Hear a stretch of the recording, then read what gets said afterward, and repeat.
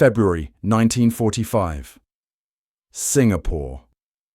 The Korean woman who had just turned 19 trembled as she heard unfamiliar voices approaching the abandoned building. Sunhui had been told repeatedly what would happen if Allied forces discovered her: immediate execution to eliminate evidence of her existence. After 3 years of servitude in Japanese military comfort stations, death seemed the only certainty remaining. The building that had imprisoned her now stood eerily silent, the Japanese guards having fled as British forces advanced through the city. Her body, ravaged by disease and malnutrition, could barely support her weight as she huddled against the damp wall. The door splintered open. Sunhui closed her eyes, awaiting the gunshot that would end her suffering. Instead, a gentle male voice spoke words she couldn't understand, followed by a tentative hand on her shoulder. When she finally looked up, she saw not the executioner she expected, but a British medical officer whose expression shifted from shock to compassionate determination. "My God," he whispered to his companion. "Get the medical team immediately." This moment, documented in the personal journal of Captain Richard Blackwell, Royal Army Medical Corps, represented the first of 143 Korean, Chinese and Filipino women discovered in Singapore's abandoned comfort stations during February 1945, women who had been told they would face immediate execution if discovered by Allied forces instead encountered medical personnel intent on saving their lives. The Japanese Imperial Army's retreat had been hasty. Military documents later recovered revealed standing orders to dispose of all women in comfort facilities rather than allow them to fall into enemy hands. In Singapore alone, execution plans existed for 201 women. The unexpected speed of the British advance prevented their implementation, leaving behind women suffering from starvation, untreated venereal diseases, tuberculosis, and severe physical trauma. Sunhui's journey to this moment had begun 3 years earlier in her small village outside Busan. Imperial recruiters had promised factory work and good wages in Japanese territories. Within weeks of accepting, she found herself transported 3,700 miles from home, her identity replaced by a Japanese name, her humanity reduced to an entry in a military ledger recording how many soldiers could use her body each day. Captain Blackwell's medical report, preserved in British military archives, documented Sunhui's condition. Patient severely malnourished, 39 kilo, showing signs of prolonged physical abuse, multiple untreated infections, evidence of repeated sexual trauma. Vaccination scars suggest Korean origin despite Japanese-issued documentation. British forces discovering these women confronted a reality that contradicted all standard protocols for civilian encounters. Military manuals contain no guidelines for treating sexual slavery victims abandoned by retreating forces. The women themselves, speaking Korean, Chinese, or Filipino languages, could barely communicate their needs through the trauma-induced silence many had adopted for survival. "We expected to find military casualties or perhaps civilian internment victims," wrote Lieutenant Emma Harrington, Nursing Corps, in correspondence recently uncovered in the Imperial War Museum archives. "Instead, we found these young women, many teenagers, who initially believed we had come to execute them. They cowered when approached. Some tried to remove their clothes when male medical officers entered, having been conditioned to expect sexual violence from any man in uniform." Across Southeast Asia that spring, similar discoveries occurred as Allied forces reclaimed territories from Japanese control. Military records indicate 879 comfort women were found alive in the Philippines, 412 in former Dutch East Indies territories, 218 in Burma, and approximately 1,200 across mainland China territories. Many thousands more had already perished from disease, abuse, or execution as Japanese forces retreated. The system these women had endured represented one of the largest organized sexual slavery operations in modern history. Historians now estimate approximately 200,000 women were enslaved in Japanese military comfort stations between 1932 and 1945. Korean women constituted approximately 80% of this number, with the remainder coming from China, the Philippines, Indonesia, and other occupied territories. Some Dutch women from internment camps were also forced into the system. The British Medical Corps in Singapore, facing this unprecedented humanitarian crisis, improvised treatment protocols that would save hundreds of lives. Captain Blackwell's unit converted a former school into a specialized recovery ward, requisitioning medical supplies originally intended for combat casualties. Within 72 hours of discovery, the first intravenous feeding programs began for the most severely malnourished women. Penicillin, still tightly rationed even for military use, was allocated for treating venereal diseases that had gone untreated for years. For Sunhui and the others, the arrival of British medics represented an impossible turn of fate. Women who had been told they were worthless, except as tools for maintaining military morale, now found themselves treated as patients deserving care and dignity. Women who had been told they would be killed to hide Japan's shame now found themselves offered life. The psychological shock proved almost as overwhelming as the physical trauma they had endured.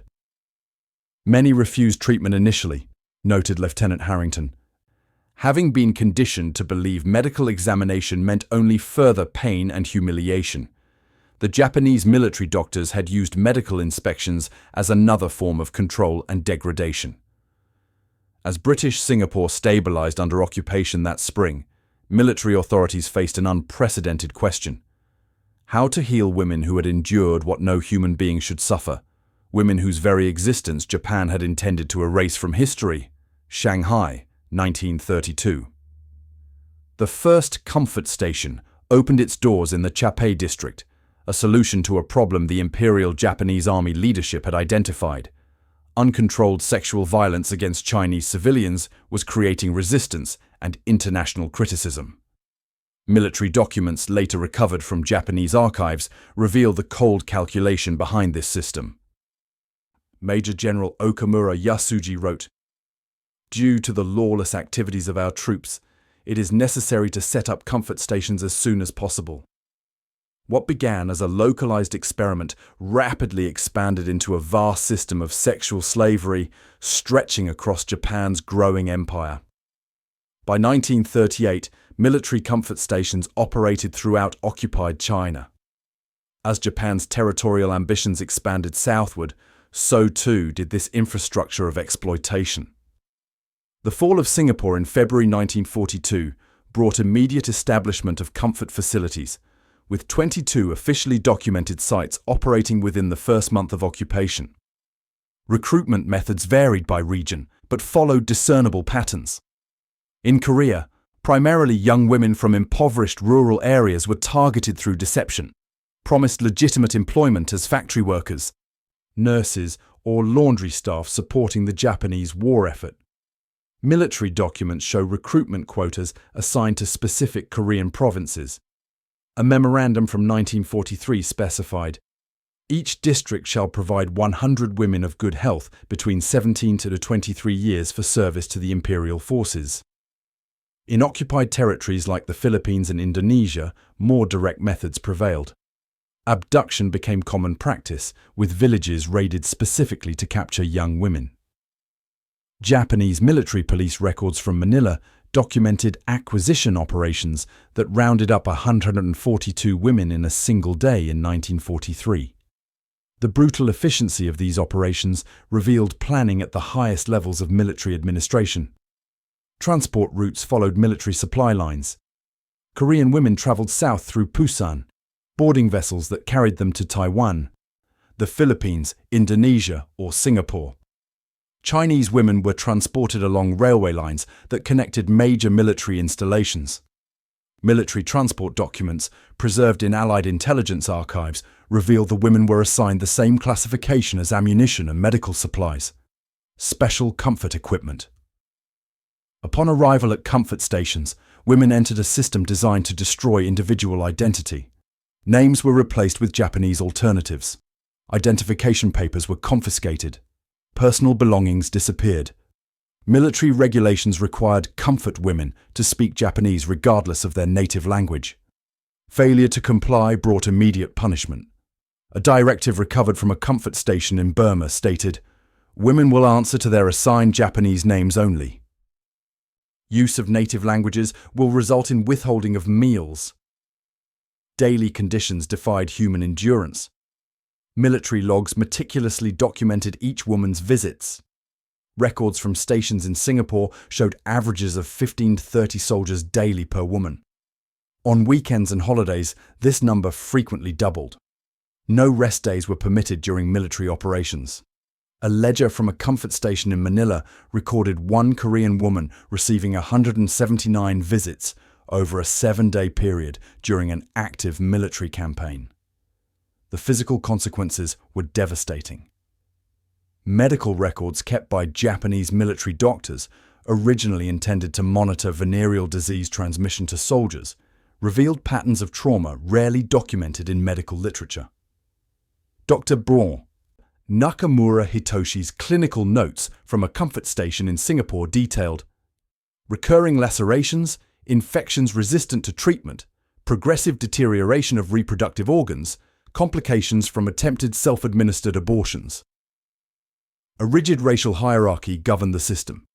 Japanese women recruited, often from poverty or brothels in Japan, served exclusively officers and received better treatment. Korean women predominantly served non-commissioned officers. Chinese, Filipino, and Indonesian women occupied the lowest tier, serving enlisted men under the harshest conditions. Military pricing schedules recovered from multiple locations confirmed this stratification.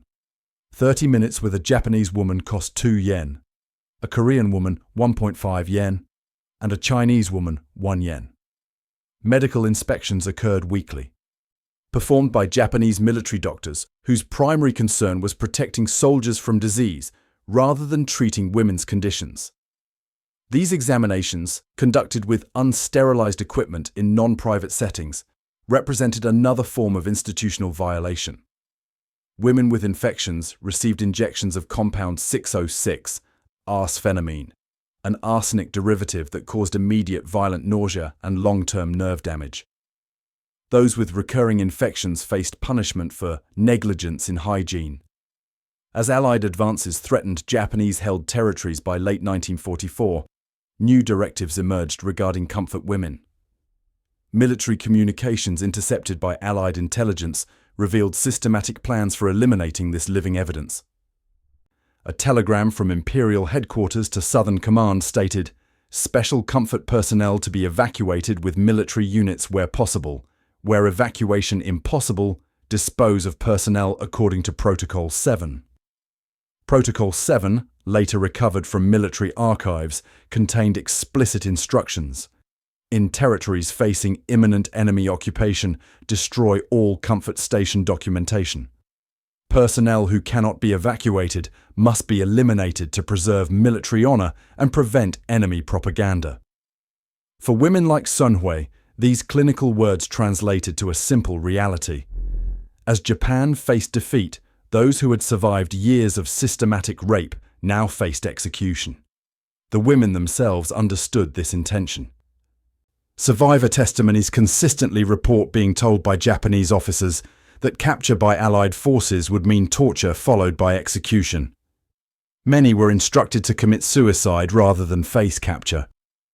Yet as Japanese forces hastily retreated from Singapore in early February 1945, the order for disposal remained partially unimplemented.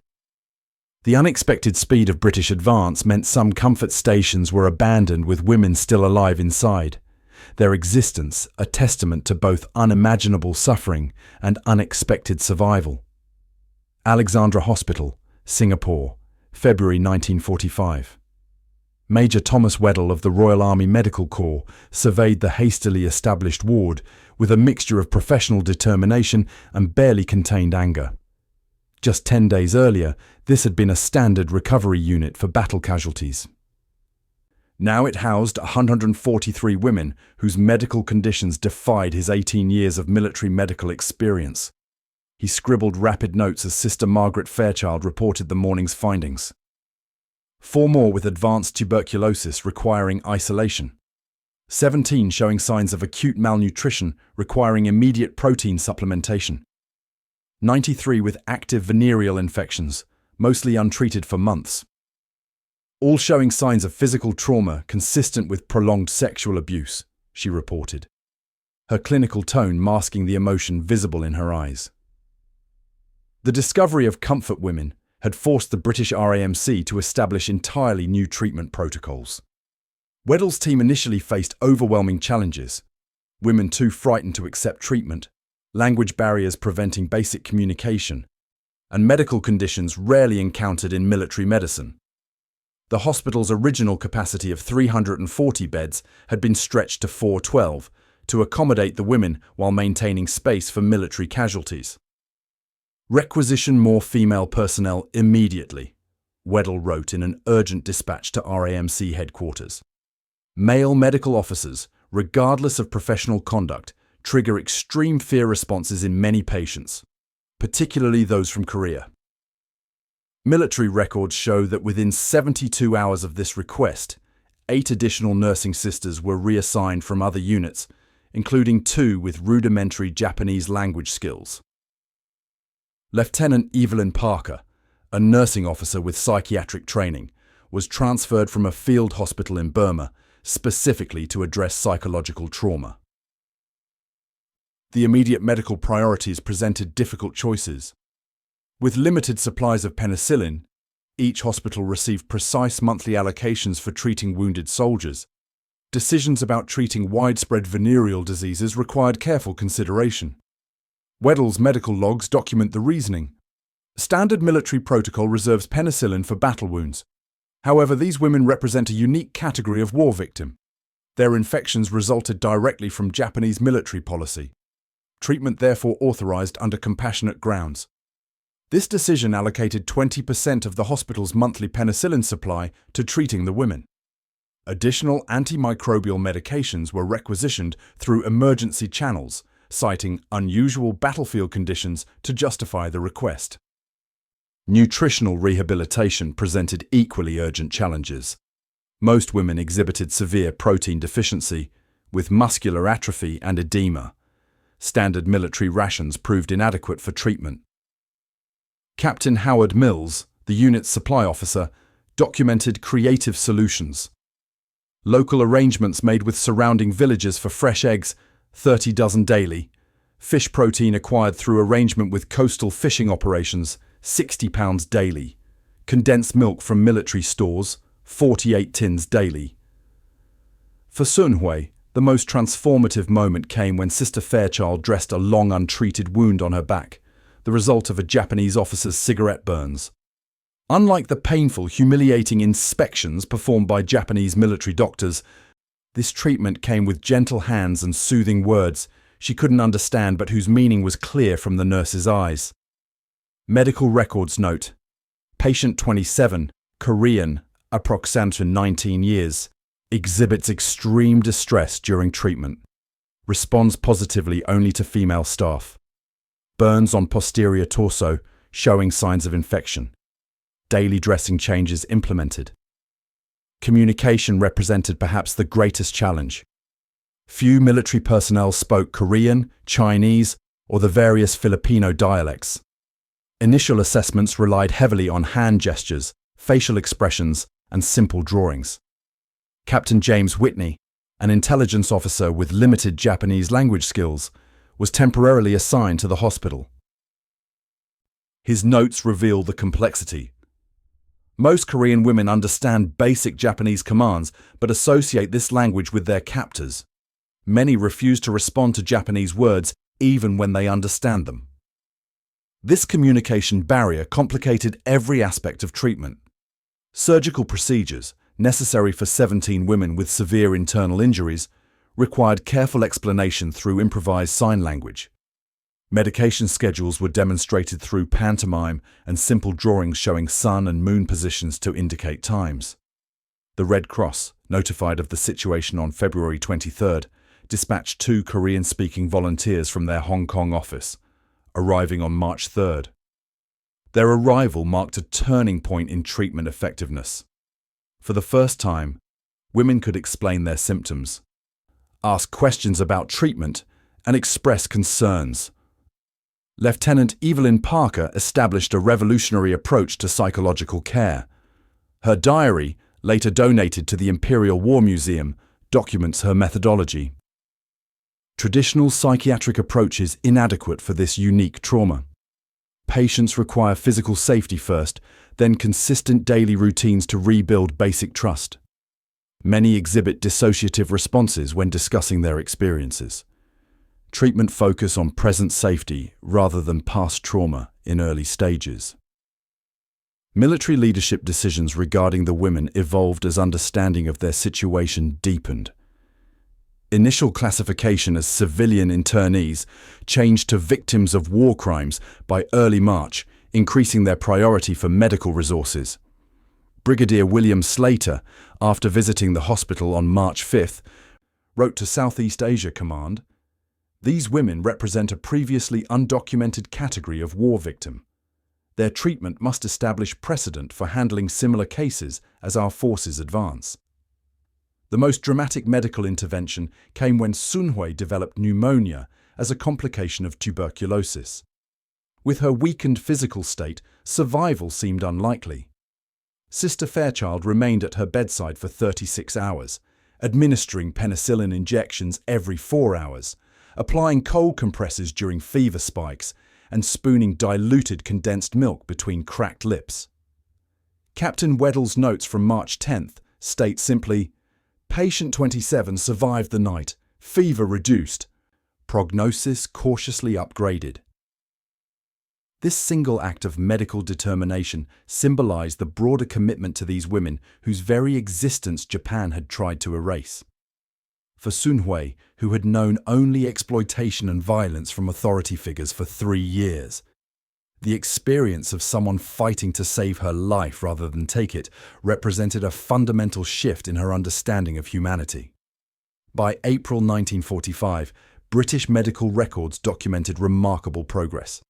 119 women physically stable enough for repatriation planning, 21 requiring ongoing hospital care, and 3 deceased despite treatment efforts.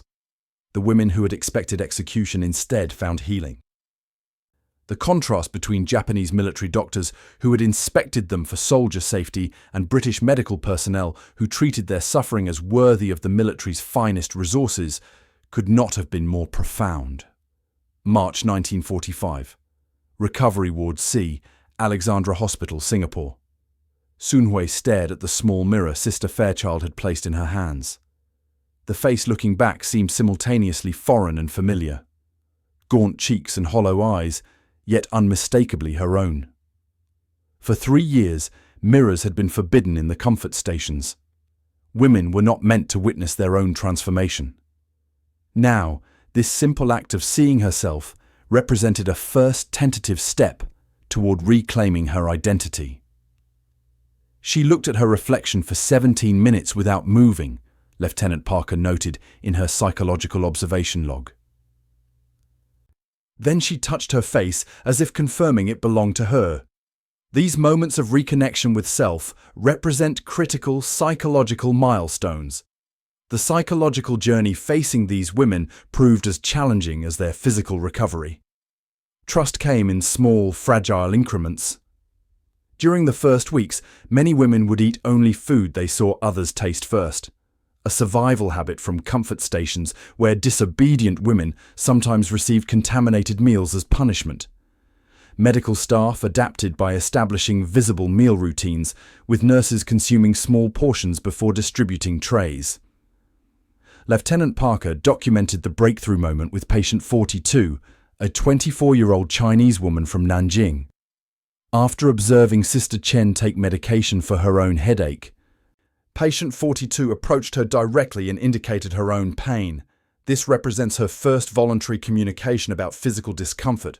Previously, she endured severe pain silently rather than draw attention. Cultural misunderstandings created unexpected challenges.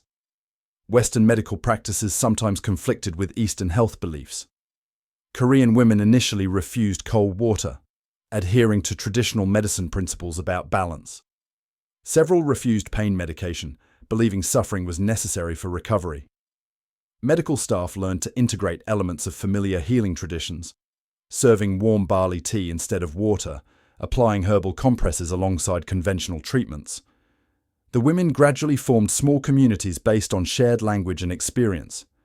The Korean women, constituting the largest group at 97 individuals, established a mutual support system. Captain Weddell noted, "Patients now arranging bedding to create conversation circles. Those recovering more quickly assist those still bedridden. Several have organized informal language instruction, teaching each other survival phrases in English." This community formation proved essential to psychological recovery. Women who had been intentionally isolated from one another in comfort stations now found strength in shared experience. As physical strength returned, many began sharing their stories, first with each other, then gradually with the Korean-speaking Red Cross volunteers. The women initially spoke only of present physical conditions, reported Minji Park, Red Cross translator. After 3 weeks, they began sharing fragments of their experiences, not chronologically, but in emotional bursts.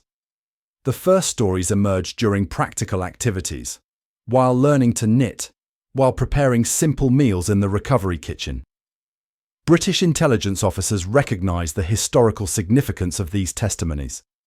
Lieutenant Colonel Hamilton established a documentation protocol on March 18th, creating the first official record of the Comfort Women's System. His directive stated, "These accounts represent critical evidence of systematic war crimes. Collection must balance evidential requirements against risk of re-traumatizing survivors." The translation process presented unique challenges. Many women used euphemistic language to describe sexual violence, referring to their experiences in coded terms. Some spoke of the time before and the time after, rather than describing specific events. Korean translators worked carefully to preserve these psychological protective mechanisms while accurately conveying experiences. By early April, 76 formal testimonies had been recorded, creating the first comprehensive documentation of the Comfort System's operation. Intelligence analysis noted distinct patterns in recruitment, transport, and treatment across different territories. These records would later provide crucial evidence for war crimes investigations, though most would remain classified until the 1990s. For many women, psychological recovery involved reclaiming basic decision-making capacity. Sister Fairchild created a simple choice system, beginning with selecting meal options, then progressing to treatment schedules and recovery activities. Her nursing log notes. Patient 27, Sunhui, selected her own clothing today. First unprompted decision-making observed. Stood before options for several minutes before choosing blue recovery gown rather than standard white. Significant psychological progress. Military records document another pivotal moment on April 3rd, when a male orderly accidentally entered the recovery ward. Rather than responding with fear or assume compliance, several women voiced objections in their native languages. Lieutenant Parker's notes describe this as the first collective self-protective action observed, women enforcing boundaries rather than submitting to perceived authority. The contrast between Japanese military doctors and British medical personnel became increasingly apparent as treatment progressed. Surviving Japanese medical logs from comfort stations, recovered from abandoned facilities, revealed a clinical detachment that classified women by efficiency and endurance rather than health status. British treatment records instead documented individual recovery milestones. Patient 64 walked unassisted today. Patient 13 completed full meal. Patient 27 smiled for the first time during music therapy. Statistical analysis compiled in late April showed remarkable progress. 84% of women had reached stable physical health, 62% demonstrated improved psychological functioning, 91% had gained weight, averaging 2.3 kilograms, and 77% were participating in daily rehabilitation activities. The official RAMC report concluded, recovery rates exceed initial projections, demonstrating extraordinary resilience among survivors. Yet beneath these encouraging statistics lay a more complex reality. Lieutenant Parker's confidential psychological assessment acknowledged, while physical recovery proceeds well, psychological healing represents a lifelong journey. These women have experienced systematic dehumanization designed to destroy identity. Rebuilding sense of self requires years, not months. The most powerful testimony to this psychological journey came during a simple tea ceremony organized by Korean patients in late April. Sunhui, who had rarely spoken above a whisper, stood before the gathered women and medical staff. Using the limited English phrases she had learned, combined with translated Korean, she expressed what many felt. Japanese doctors watch us suffer. British doctors help us live. Japanese see body only. You see us. People. This fundamental distinction, being seen as human rather than object, represented the core of both medical and psychological treatment. For women who had been reduced to entries in military logs, the experience of being treated as patients with inherent dignity offered something many had lost hope of ever experiencing again: recognition of their humanity.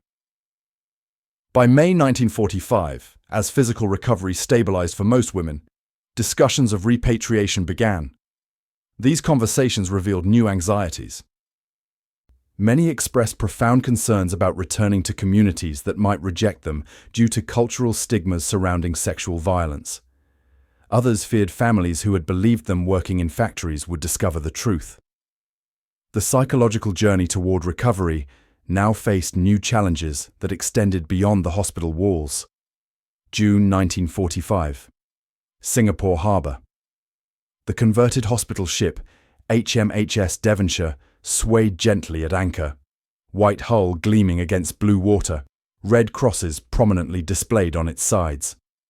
On the dock, Sunhui clutched a small canvas bag containing her few possessions: 2 sets of clothing provided by the Red Cross, a knitted scarf made during recovery therapy, a medical record translated into Korean, and a photograph of herself with Sister Fairchild. After more than 3 years of captivity and 4 months of medical recovery, she prepared to begin the 3,700-mile journey home to Korea. The women stand unusually close together, observed Captain Elizabeth Norton, RAMC, assigned to oversee medical care during transport. They maintain physical contact, hands on shoulders, arms linked. They move as a unified group rather than individuals. Their bodies remember isolation as danger. Repatriation logistics presented unprecedented challenges for British military authorities. The 128 Korean women physically well enough for transport required specialized arrangements that fell outside standard military protocols for civilian evacuation. Major William Hargrove, tasked with coordinating the operation, documented the complexity. These women cannot be transported via standard military vessels due to their psychological vulnerability, cannot be integrated with regular civilian evacuees due to specific medical and psychological needs, cannot remain in Singapore indefinitely as hospital resources required for battle casualties. The solution emerged through coordination between military command, the Red Cross, and newly established occupation authorities in Korea. The Devonshire, originally outfitted to transport wounded soldiers to Australia, was redesigned for this single mission. Military engineers transformed cargo holds into dormitory-style accommodation with 140 beds. The ship's medical facilities were expanded to include treatment rooms for ongoing physical care and separate spaces for psychological counseling. Medical records detail specific accommodations. Ship's lighting modified to maintain consistent illumination throughout night hours to minimize trauma responses to darkness. All male crew restricted to operational areas separate from patient quarters. Female medical personnel assigned to continuous rotation, ensuring familiar presence at all times. Korean-speaking civilians recruited from Singapore's Korean community to serve as communication facilitators. The logistics of identifying home communities revealed the systematic erasure these women had endured. Many had been transported across multiple countries, their original documentation confiscated and replaced with Japanese-issued papers bearing assigned names.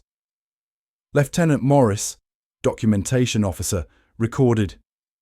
Of 128 Korean women approved for repatriation, only 74 possess any form of original identification. 42 have only Japanese-issued comfort station documents. 12 have no documentation whatsoever.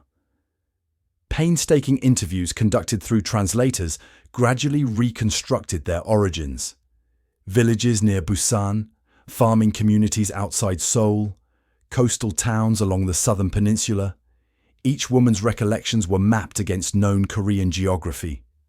Military intelligence officers cross-referenced these accounts with Japanese transportation records captured during liberation operations, gradually reconstructing the paths that had brought these women into captivity. As departure approached, British authorities provided each woman with standardized repatriation supplies. Clothing appropriate for Korean climate, including winter garments for anticipated arrival season. Food rations for the journey, personal hygiene items, and a small financial allowance in appropriate currency for their destination region. Medical documentation was standardized, translated, and waterproofed, providing future healthcare providers with necessary treatment history while omitting details that might stigmatize survivors in their communities. The contrast with their initial transport proved stark. Women who had been shipped as cargo in the holds of Japanese vessels now boarded via a carpeted gangway. Those who had received single rice balls during their journey to captivity now found regular meals planned by nutritionists. Women who had been denied all dignity during transport now received private sleeping accommodations with actual beds rather than floor pallets. Yet beneath these improved physical arrangements lay profound psychological turbulence. Pre-departure counseling sessions revealed complex anxieties about returning home. Medical reports documented recurring concerns. Patient expresses fear. Family will reject her due to spoiled status. Patient concerned about explaining 3-year absence. Patient requests guidance on whether to reveal true circumstances of captivity. Lieutenant Parker conducted final psychological assessments before departure, noting, many express conflicting emotions, desperate desire to return home counterbalanced by fear of rejection. Several have requested advice on constructing alternate narratives about their absence, believing the truth would make reintegration impossible. Significant trauma remains unresolved despite physical recovery. For Korean women, cultural factors complicated their return. Traditional Korean society placed enormous value on female chastity. Sexual violation carried profound stigma that extended beyond the individual to affect family honor. Lieutenant Parker documented these concerns. Patient 27, Sunhui, expresses particular concern about her father's reaction, states, "In Korea, father would rather daughter die pure than live dishonored." Requests guidance on whether to present herself as having worked in Japanese factory as originally promised. Medical staff found themselves navigating impossible ethical territory between psychological healing through truth-telling and practical concerns about community reintegration. The solution emerged organically through group discussions among the women themselves. With the help of translators, they developed a shared understanding. Each woman would decide individually what narrative served her survival best. Some would speak their truth regardless of consequences. Others would maintain protective stories. All would support each other's choices. Captain Norton documented this consensus. Survivors have established mutual protection protocol. Those returning to same regions have exchanged contact information. They have created recognition signals to identify each other discreetly in public settings. They understand that survival sometimes requires strategic silence. As the Devonshire prepared to depart, international coordination ensured continued support at their destination. The Australian Red Cross committed personnel to accompany the ship throughout its journey. American occupation authorities in southern Korea arranged reception facilities. Medical records were duplicated, with copies maintained by British military archives to preserve evidence of these crimes regardless of what happened to the women themselves. On the morning of departure, June 12th, Sister Fairchild distributed small identification cards to each woman, designed to facilitate any future medical needs without explicitly identifying them as former comfort women.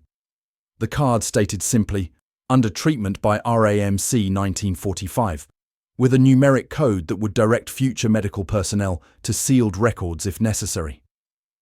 As the ship's horn sounded its departure signal, Sunhui stood at the rail watching Singapore recede, the site of both her deepest suffering and unexpected salvation.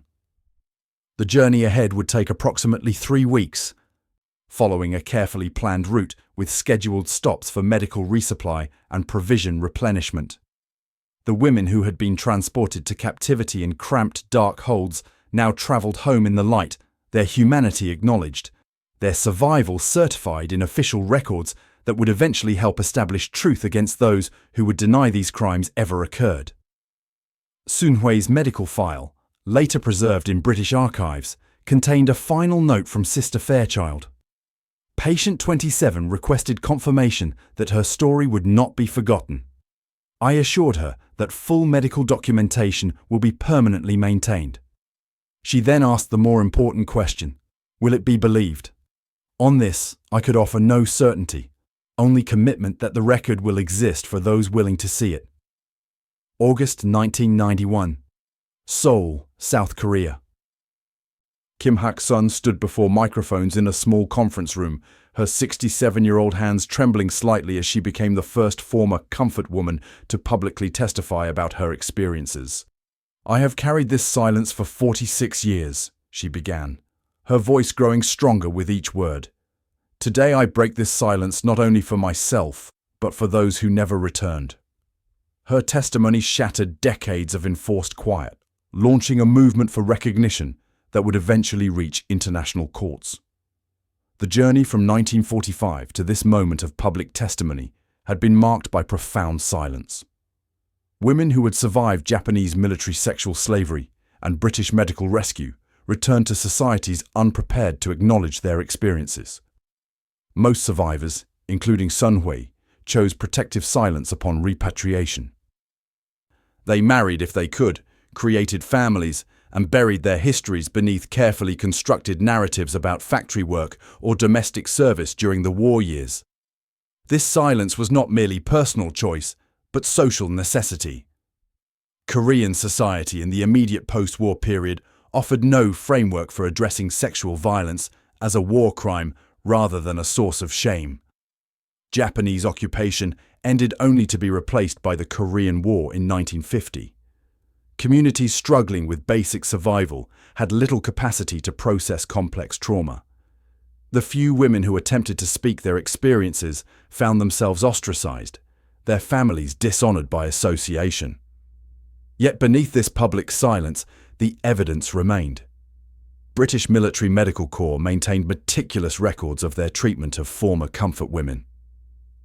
Documentation classified in 1945 included 143 individual medical files from Singapore, 879 from the Philippines, and smaller numbers from other liberated territories.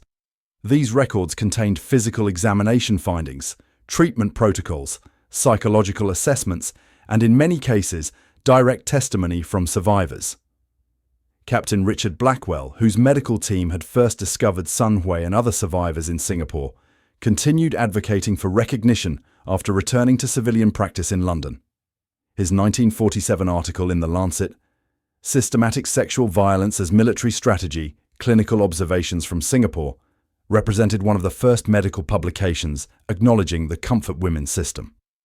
The article faced significant resistance, with editors initially reluctant to publish content deemed politically sensitive during occupation reconstruction efforts.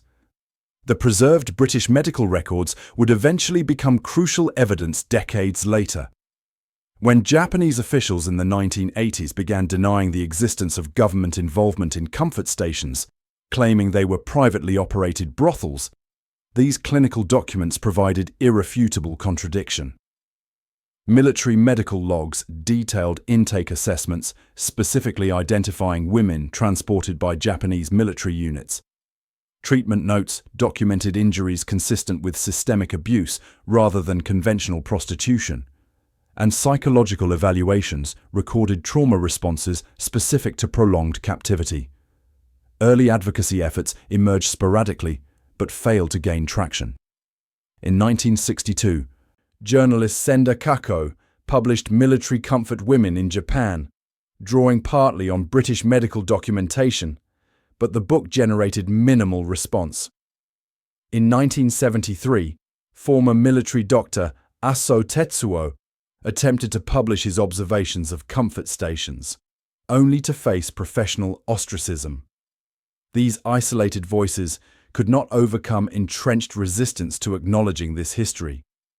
The watershed moment came in 1988, when Professor Yoon Chung-ok published a series of articles in the Hankyoreh newspaper documenting the comfort women system. Her research, building upon previously unavailable military records, sparked the formation of the Korean Council for the Women Drafted for Military Sexual Slavery by Japan. This organization began systematically locating and supporting survivors while advocating for official recognition. Kim Hak-sun's 1991 public testimony opened floodgates. Within months, former comfort women across Asia began coming forward. In South Korea alone, 238 women registered with the government as survivors by 1993. Their testimonies revealed consistent patterns matching precisely what British medical personnel had documented decades earlier. The women, now elderly, described identical recruitment methods, transport protocols, and daily conditions across different territories and years. Legal battles for recognition intensified through the 1990s. Survivors filed lawsuits against the Japanese government in multiple jurisdictions. International human rights organizations gradually recognized military sexual slavery as a crime against humanity. The United Nations Commission on Human Rights issued special reports in 1996 and 1998 specifically identifying the comfort women system as a severe human rights violation. British medical documentation played a crucial role in these proceedings. Records that had been carefully preserved for nearly 5 decades now provided independent verification of survivor testimony. Clinical descriptions of physical conditions documented by RMC personnel in 1945 matched the women's accounts with scientific precision. Treatment logs established timeline consistency impossible to fabricate. Psychological assessments conducted immediately after liberation captured trauma responses in clinical detail. In 1996, the first physical memorial commemorating comfort women was established in Seoul, a simple bronze statue of a seated girl.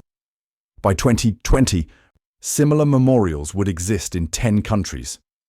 These physical markers represented triumph over the intended erasure of these women's experiences.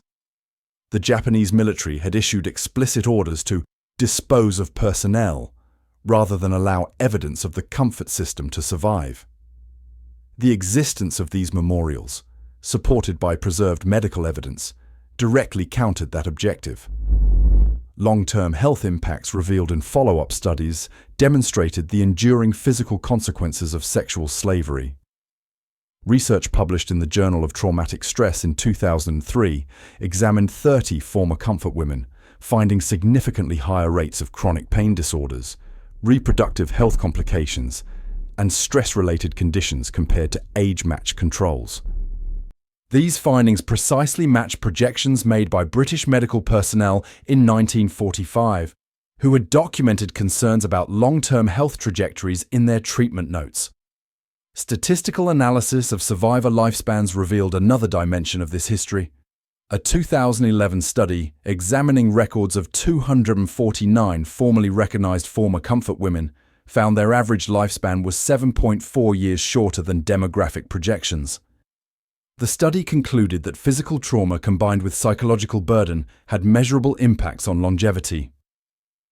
These findings confirmed observations made by Lieutenant Evelyn Parker in her 1945 psychological assessment notes. The physiological impact of prolonged trauma may continue influencing health outcomes long after visible wounds have healed. International recognition efforts culminated in 2015, with the Japanese government's statement acknowledging military involvement in comfort stations, accompanied by a $1 billion contribution to a foundation supporting survivors. Many survivors and advocacy organizations criticize this as insufficient, noting it avoided direct legal responsibility. The statement nevertheless represented partial validation of what British medical records had documented 70 years earlier. Throughout these decades of struggle for recognition, many former comfort women, including Sunhui, continued living with their experiences privately. By the time public testimony became possible, many had already passed away, their stories untold. Others chose to maintain their privacy even as the movement grew.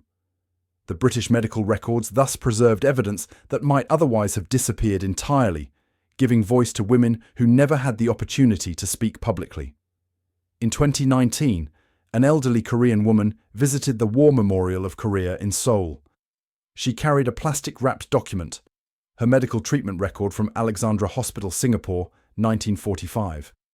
Sunhui, now 93, moved slowly through the exhibition on comfort women, comparing the displayed photographs with her own memories. When approached by a museum docent, she simply stated, "I was there. The British doctors saved us when we expected to die." She didn't elaborate further, but carefully placed her hand on the glass display containing a replica of a British military medical log, physical proof of both her suffering and her salvation.